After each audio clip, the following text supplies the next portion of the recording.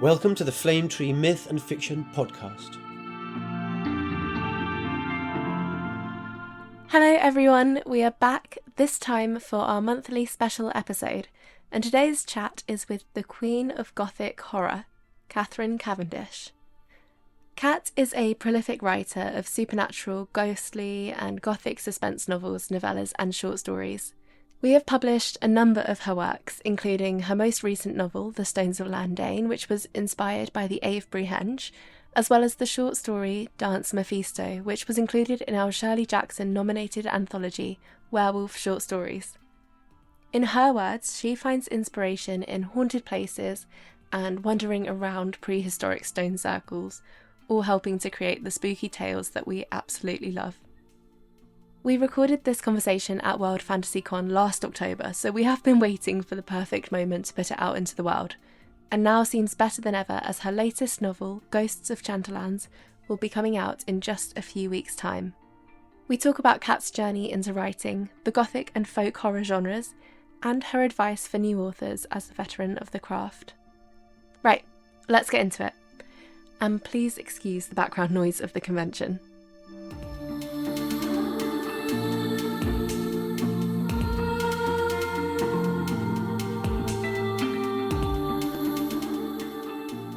Hello, welcome to our second day at World Fantasy Con. I am here with Catherine Cavendish, who is a Gothic fantasy horror author that we've published many books with. Yeah, it's the second day, so we've sort of settled down a bit. Yesterday when I sat down with Anna, it was very hectic and we'd just finished putting all the books out. So yeah, there's been panels, there's been readings, which Kat has just done one of from her brand new book.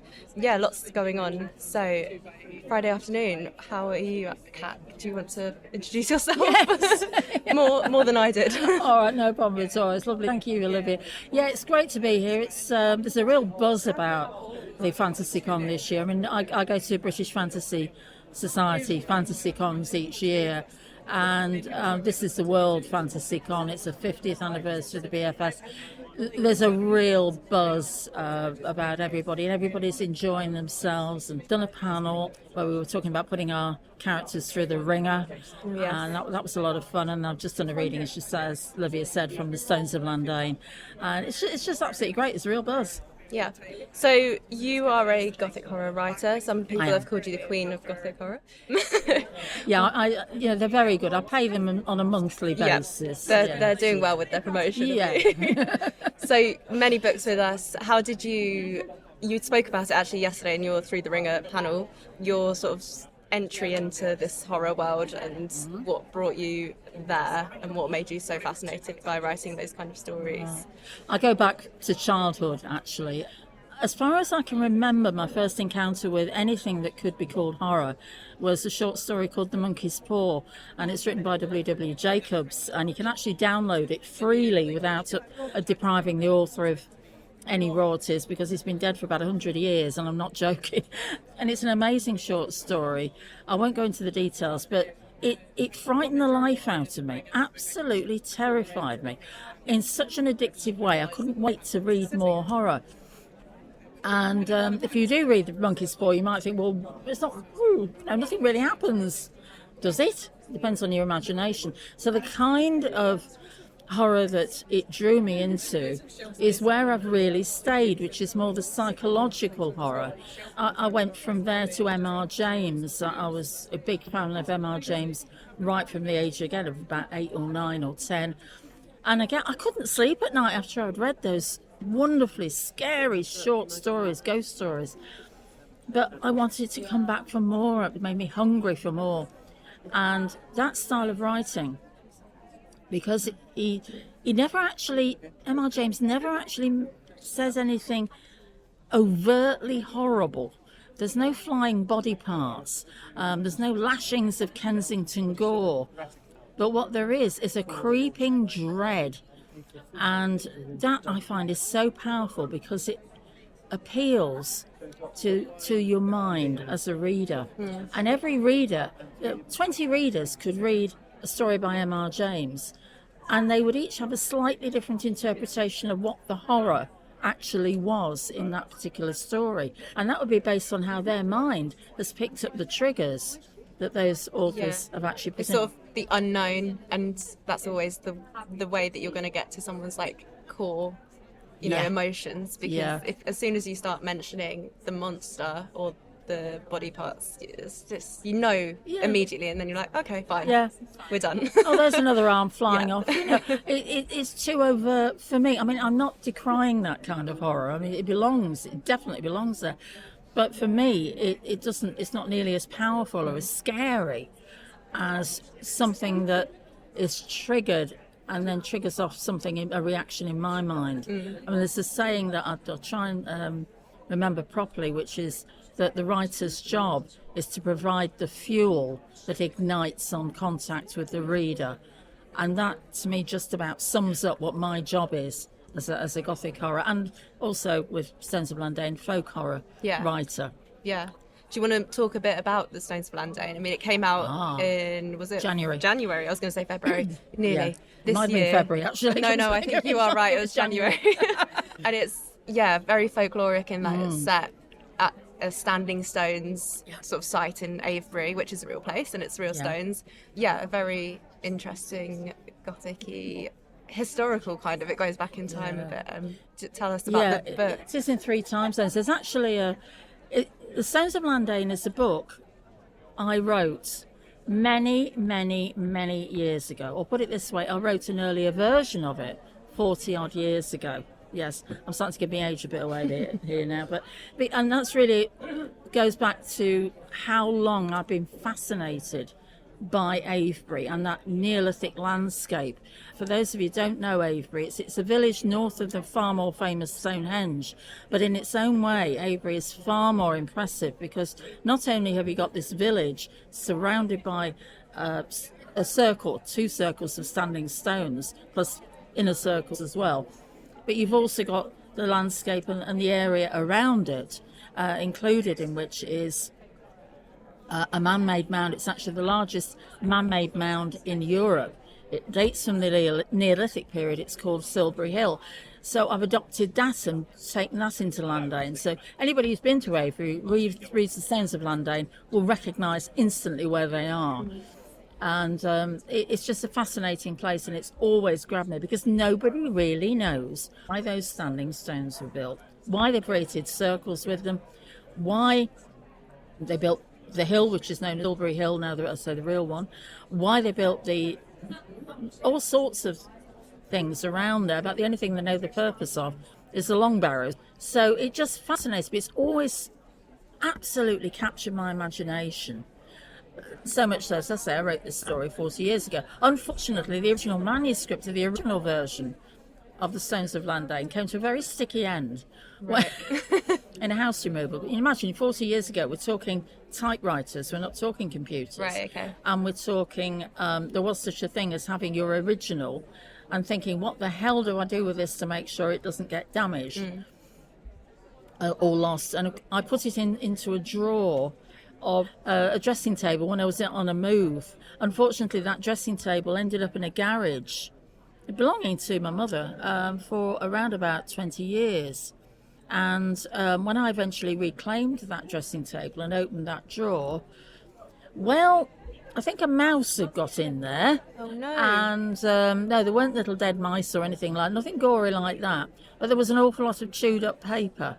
And it could have eaten any manuscript it liked, but the one it particularly wanted to eat and did was the Stones of Landane. Oh no! And unfortunately, by that time, I had no copy, so I had to start all over again. I left it for years, and a few years ago, I thought that story it stayed with me, but it's much different to the original I wrote, and I think it's got to be because also times changed. You've probably changed. Stories come out in a different way as you go. But yeah, how frustrating! Oh my god! Oh no! Yeah, no. Why did this happen? Been a mouse's dinner, a dog's dinner, been a mouse's dinner. I just thought that looks like a juicy manuscript. I've got to go for it.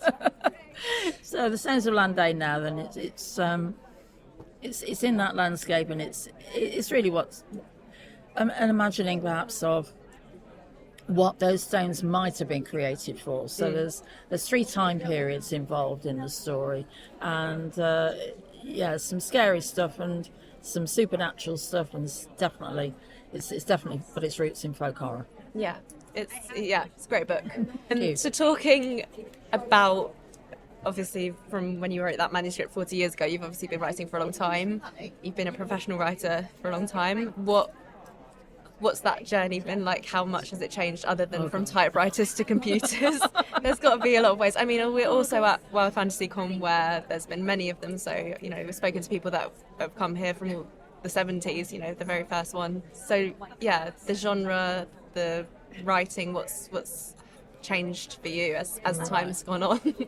a tremendous amount. Yeah. How long have we got? In a summary. It's changed hugely. I mean, in common with most people, I haven't always been a full-time writer. I'm fortunate now that I can do it, mainly because of the age I've reached now. But until 15 years ago, I, like most people, had to go out and earn money, earn a living, full-time job, balancing that with writing as well. I've always had this need, this compulsion to write for as long as I can remember. Back in the day, that meant weekends and it meant evenings.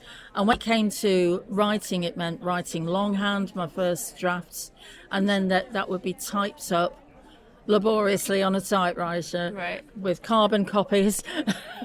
God, remember carbon paper? Oh, God, you won't remember it. No, I don't know what that is. No, don't stop it. But I'll have to Google it never mind.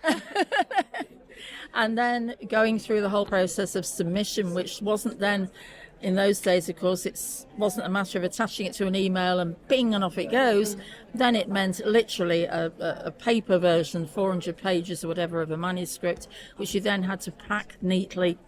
For having followed a whole series of letters with stamped addressed envelopes that you will have sent, yes, letters, not emails, to agents, to publishers, query letters basically.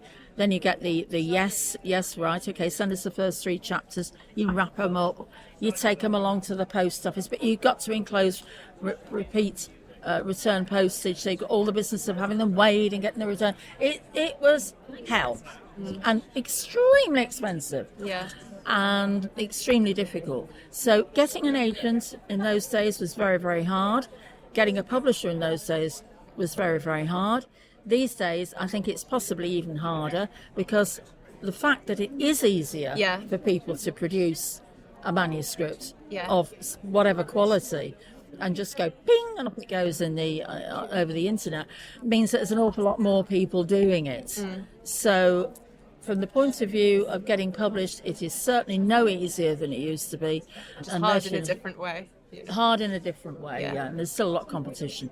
So for me personally, at least now I can organise my own time to ensure that I have time to write, as opposed to not having time to write. Fitting it in and doing it around anyway. a very busy life. What would you say, because it's obviously so many people are writing today, what would you say makes you stand out? Is there an answer to that, or is it just sort of luck? Or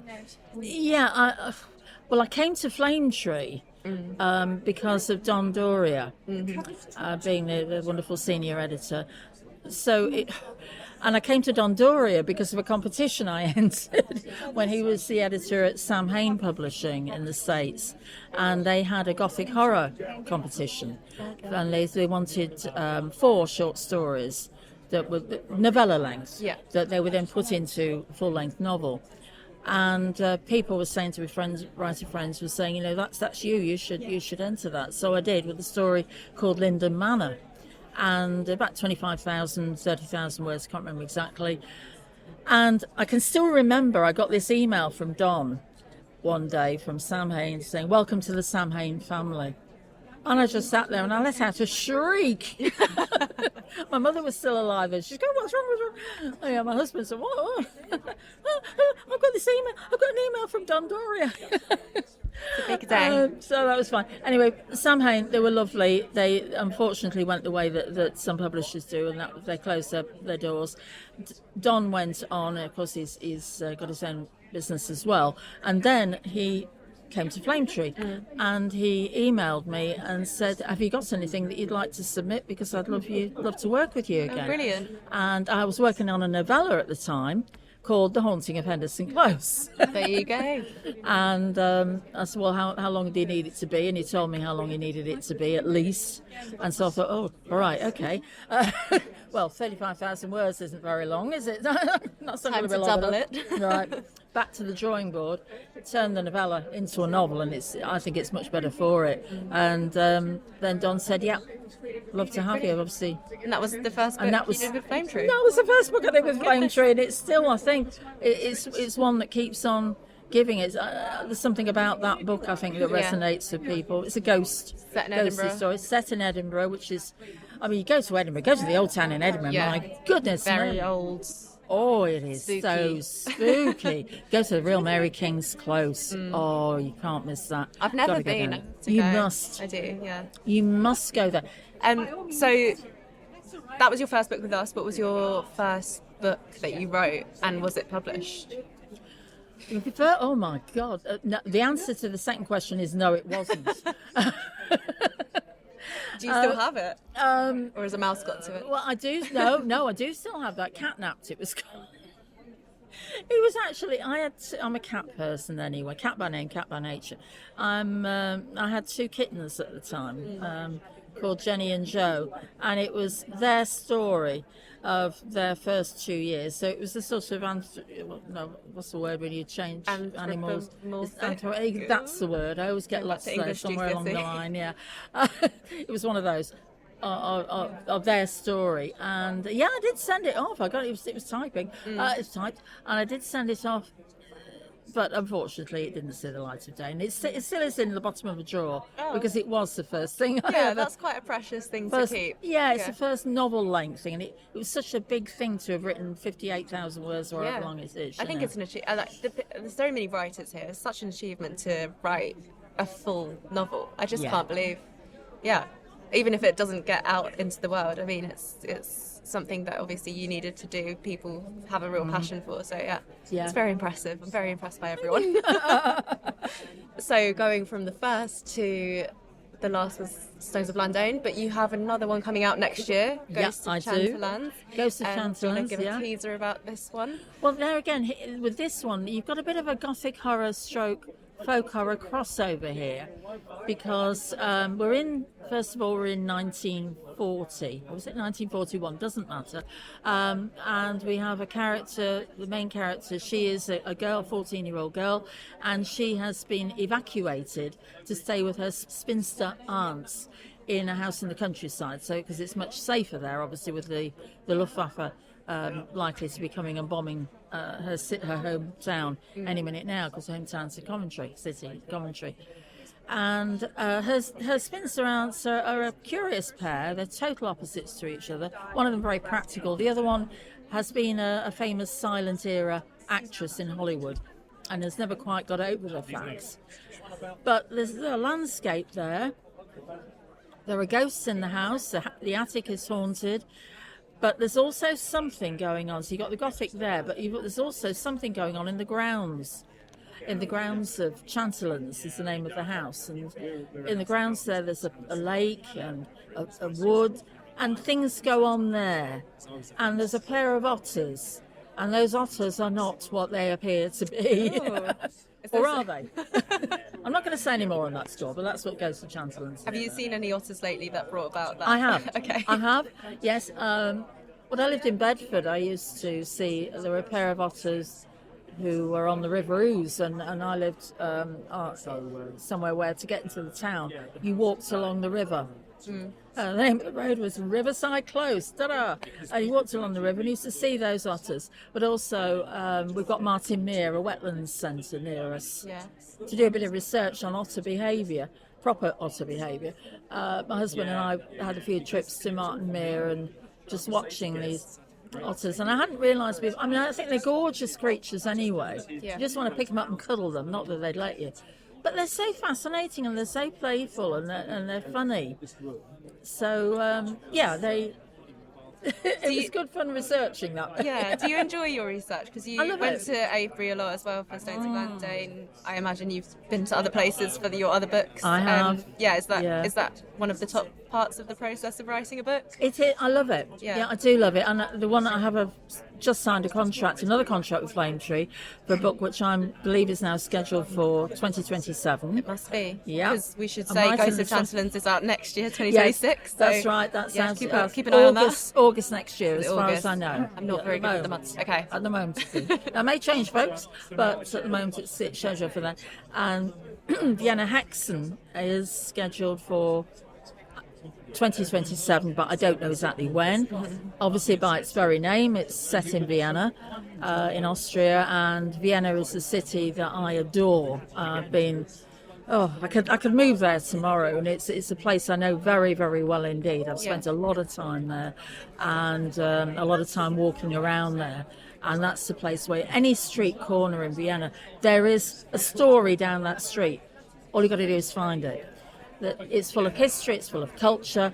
You can, in your head, as you walk along the streets, you can hear that Blue Danube, playing in your head. If you can't actually hear it physically, and obviously it's playing in a lot of the shops as well. You get Mozart versus Strauss at any time, but it brings out the storyteller in you. Yeah. And it's also creepy and dark. Of course, it has a very dark history as well as a very cultured history. So you've got all of that mingling around together. It's just a fascinating place for any writer of any genre. Yeah. And I think if anybody's seen Vienna Blood or read the books Vienna Blood, you get a flavour of how dark things can be in this beautiful city. Yeah. It's good to experience something so that you can make that such a visceral experience in your own writing and, bring people into what you've experienced in your head whilst in Vienna or otherwise. Absolutely. And I did things like taking a little tape, rather than use my phone, I got a little one of those little tape recorders, tiny little things. Because it's not intrusive either, because I went down to the tomb of the emperors. Right. And just spent a bit of time just sitting there and recording the ambient noise down there, because I wanted to get that right. And when you play it back, I'm sitting in my usual room sort of typing away, and I'm playing that soundtrack back, and you can hear things in there and you think, oh wow, there really is, that's the spooky atmosphere as well. You just need to sit and listen to the quiet and the quiet echoes of places like that, and then transcribe that into paper. It'll come to you. Yeah. And that's when you start imagining things creeping up behind you, putting their cold hands on your shoulder. Oh, hey. Give you the shivers.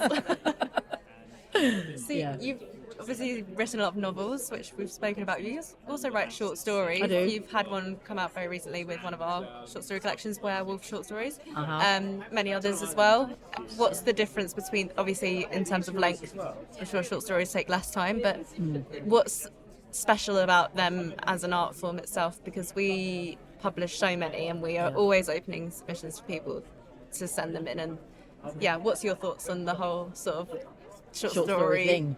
Thing.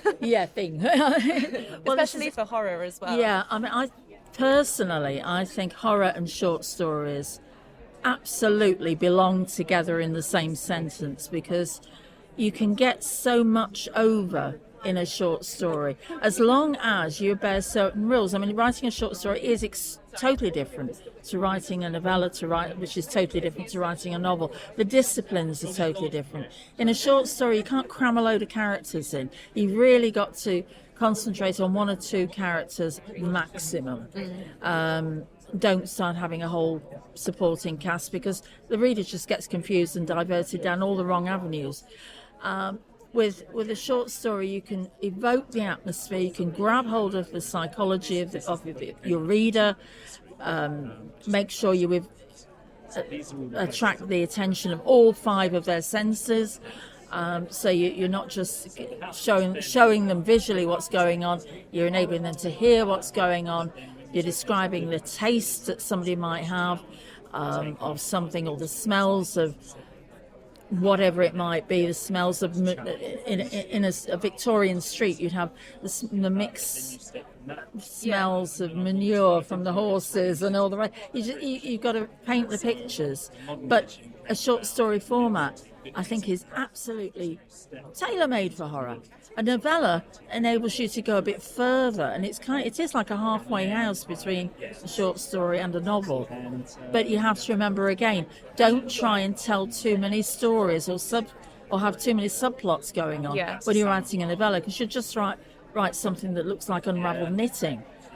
But in a novel, you have a lot more to play with. A lot more time for the dread to build. Yeah, and you can have multiple threads. Yeah. A novel is the only discipline where I would have multiple threads going. I've got 3 going in the Stones of Landane. I couldn't tell you whether that's the most I've ever had. I think it is, but I'm not sure. But a short story, I'd have just the 1 thread. And a novella, 1 main thread, possibly a little sub-thread, but that would be it. So the different disciplines, but horror and short stories, marriage made in heaven. Yeah, and you were saying something interesting yesterday on the panel about senses, as you just were now, which made me think how important it is to be really talking and digging into the senses when you're writing it, especially a short story, because that really makes you be in the moment, and there's nothing more like that can change your emotions and make you really feel something than talking about what you're seeing and smelling. And and the way you describe it, I think, because again, this sort of triggering that you do as a writer, I think, for example, if you can imagine describing a bad taste as it tasted like dirty pennies. Now, how many times have you ever started sucking on a penny? You wouldn't do it. Stick a 2p piece in your mouth, folks. Enjoy the flavour. But you can describe that, and it's easy to imagine what that would taste like. And it might be something that you would use to describe how a hungry vampire coming across a dead badger might feel when they can't get hold of a human. I'll just suck this blood in. Oh, it tastes like dirty pennies. Yeah. That horrible dirty copper taste. I think it's one of the things that, or horror is one of the genres that can really have like a physical effect on you as well. Yeah. Because, saying dirty pennies is just it's vile, isn't it? Metallic-y, kind of grim. Yeah, and I have one where think of the smell in the corridor of heady mixture of boiled cabbage and disinfectant. Now, smell that, or I'm told that, I'm immediately transported back to my school days in junior school. Don't know what they call that now, but anyway. Secondary, maybe? 7 years old, anyway. 7 years old. At a school called Wally Road Junior School in Halifax. Shout out to that. Folks, in West Yorkshire. And because that was kind of the prevalent smell along the corridors of sort of yesterday's cabbage from the school dinner. And the disinfectant that the caretaker used to have, along with the purple sawdust, for mopping up unmentionable things that 7-year-olds can produce on occasion. So we're all the same there. We all have some. There's a particular pipe tobacco, and if you say the smell of St Bruno tobacco assailed her nostrils, and I will be transported in my head back. I can smell that tobacco because my grandfather used to smoke it. Yeah. Up to some 60 years ago. I can go, really am revealing my age. Back to my really small childhood. And it just takes me back, and that's a happy memory. For some people, it might not be a happy memory, but it depends on the context. The smell, I feel like people have said it is the strongest, memory trigger. It is. So, it's very strong trigger. Good to mention in your writing. Shaking hands. We've got shaking for the kinesthetic. Oh yeah. Kinesthetic, the touch touching sense. You can have shaking hands with him was like an encounter with a 3-week-old lettuce. I mean, we don't generally go around shaking hands with 3-week-old lettuces, but if you say that, then you're showing.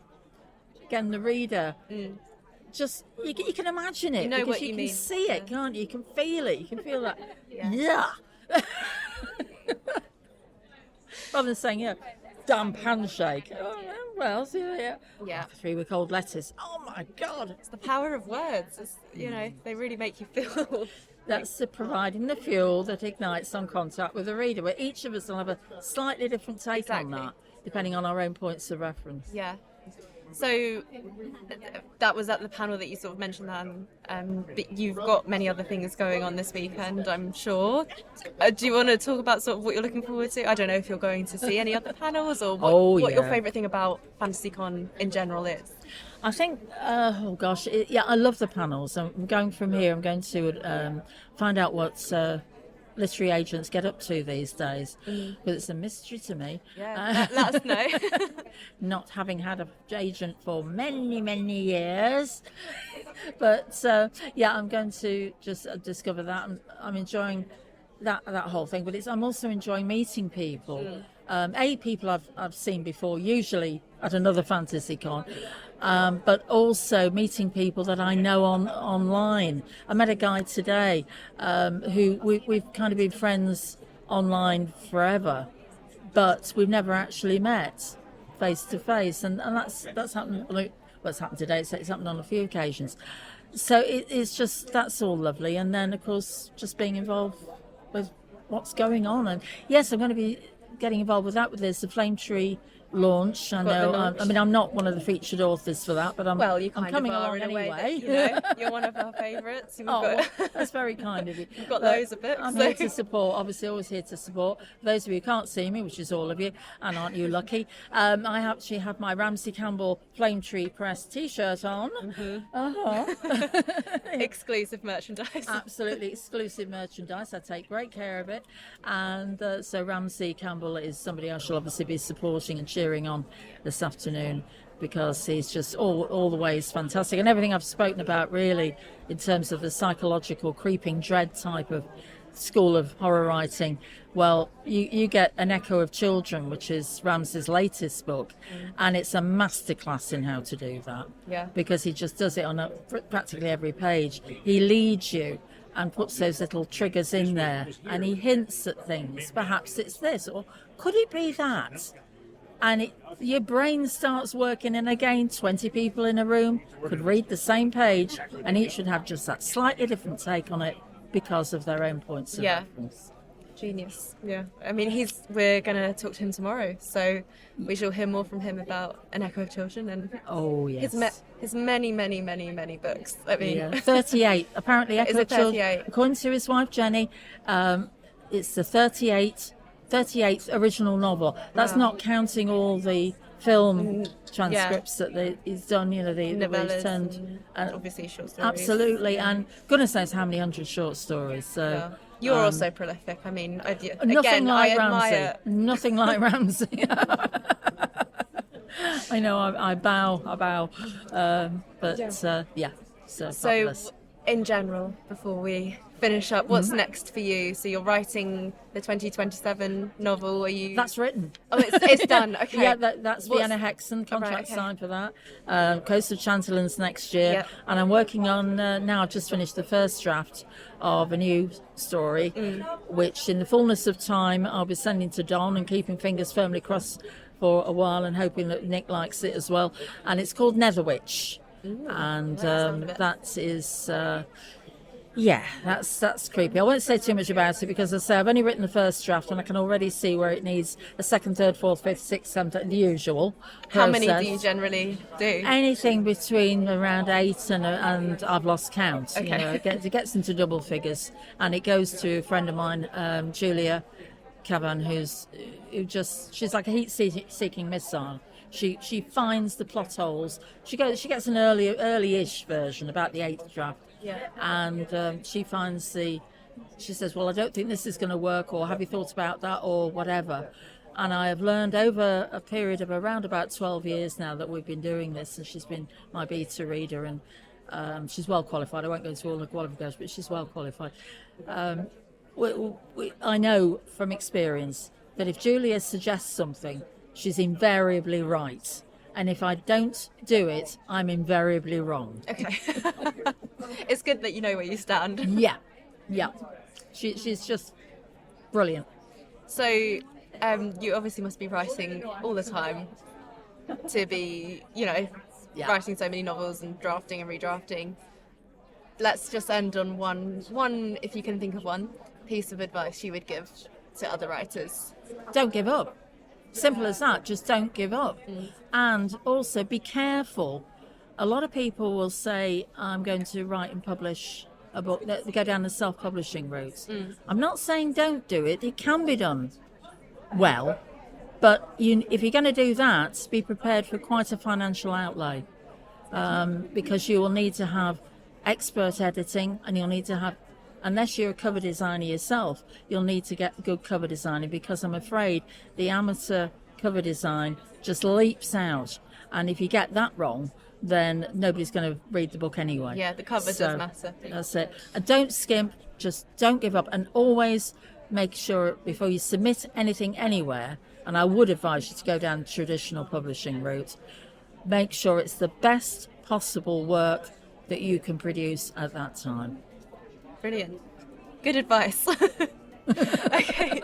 Well, Thank you, I Olivia. feel I should leave it there, but thank you so much. Oh, it's an absolute pleasure. Thank you for having me. It's been wonderful to meet you as well, because we've spoken for a while now, and Yeah. that's great about World Fantasy Con. You meet so many writers and people. So it's been lovely. Fabulous. Thank you very much Thank indeed. you. Thank you. Enjoy the rest of the festival. Thank you. Yeah. Bye. Bye.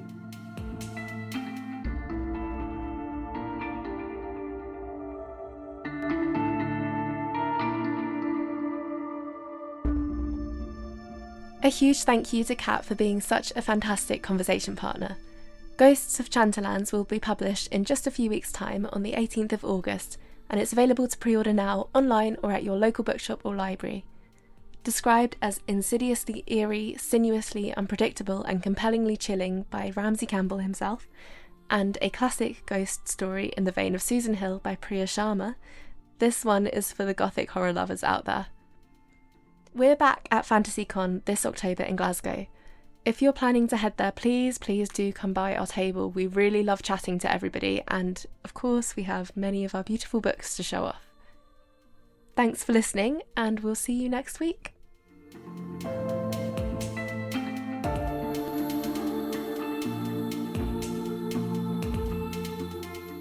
Thanks so much for listening. We really hope you enjoyed this episode of the Flame Tree Myth and Fiction podcast, and look forward to the next episode. Do recommend it to your friends. Goodbye for now.